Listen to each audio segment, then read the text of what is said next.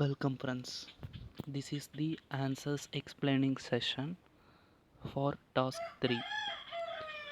First of all, I will explain the today's question, then I will explain the answers for yesterday's question.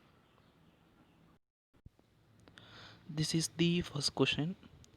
First of all, I will read the question, okay? A hollow cylinder has length L and inner radius R1, outer radius R2 and thermal conductivity K. The thermal resistance of the cylinder for radial conduction is dash. There is 4 options here. We have to select one. I have derived the resistance for hollow cylinder. I will show you now. This is the derivation to attain the resistance for heat conduction through hollow cylinder. First of all, Fourier stated a law for heat conduction, that is heat transfer is directly proportional to the temperature difference and area, cross sectional area, and inversely proportional to thickness of the material. Then when we remove the proportionality, we should add the constant, hence we added the K as the constant, which is the defined as thermal conductivity of the material. This thermal conductivity will be different for different materials. Then bring the QR to this side. Next, here the area is surface area, circumferential area of the cylinder. Hence, the circumferential area of cylinder is 2 pi r into L. If we substitute this in the area, in the formula, we will get the below equation. Then integrate both sides. Then if you see this, you can understand the calculation, which is simple calculation. We attain final relation as temperature difference divided by resistance. That is, resistance here is equal to ln of R2 by R1 divided by 2 pi Lk. Hence, we should search for this relation in this given question options. Okay. Hence, according to our derivation, here the correct answer is option A, ln of R2 by R1 divided by 2 pi KL.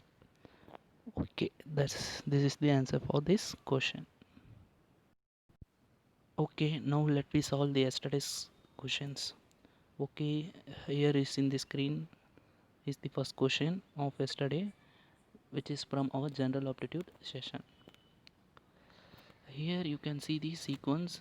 We have to find the missing sequence. Okay, if you watch this, first is B, then is FH, and then is L and P, and then we have to find the missing one. Here if you look at the first letters of the sequence, first is B, then F, then L, all in the order of 2, 4, 6.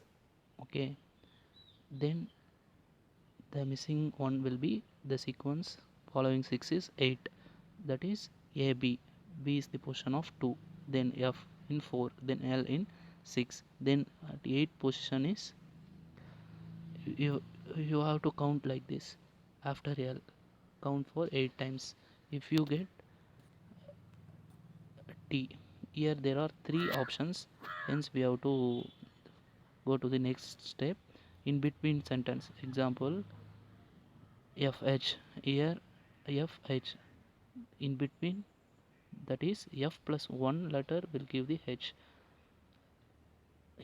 Then look at here also, L, M, and then N, O, P.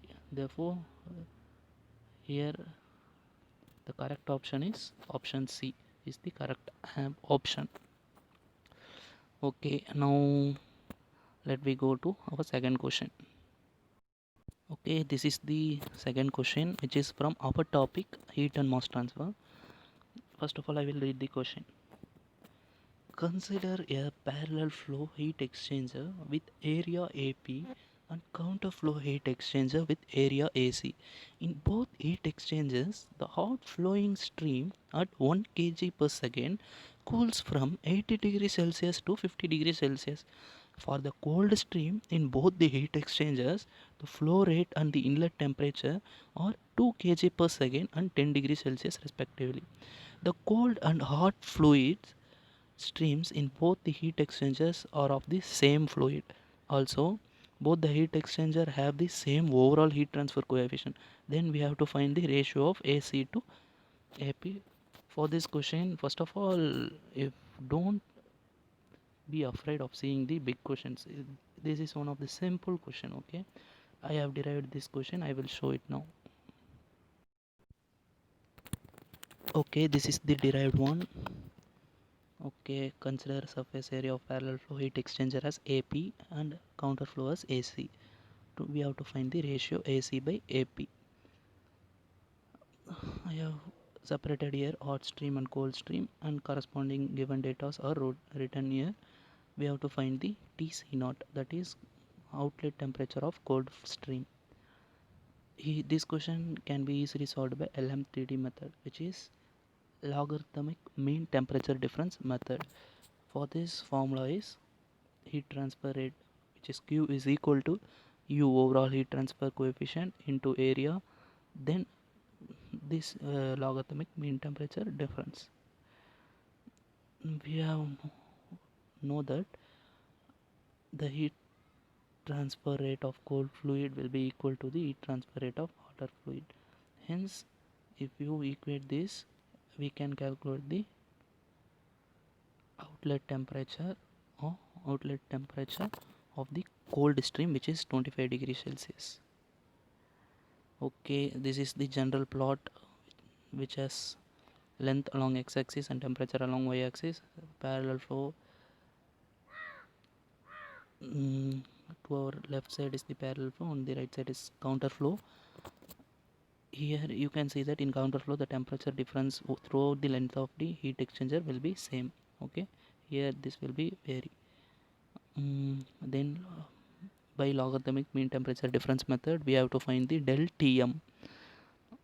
Okay, this is the formula, which is theta 1 minus theta 2 divided by ln theta 1 by theta 2. Here the main you have to concentrate here is, that is theta 1 and theta 2. In case of that is, what is theta 1 and theta 2? Theta 1 is nothing but the one side temperature difference, and theta 2 is the other side. This will be vary for the both the cases. Hence we will get different del T values for different heat exchangers. Okay, now we have to find the ratio. Hence we are going to divide the heat transfer rate. Here, since the overall heat transfer coefficient is same, just cancel it and bring the temperature difference to other side. Now if you divide according to this, you will get the 0.92. We have to, here there is no options yet, hence we have to find accurately the answer. Okay, here the answer is 0.92. Okay, this is the today's questions answers. Okay, subscribe this channel and click the bell icon to receive daily questions daily. Thank you. I will meet you in next video.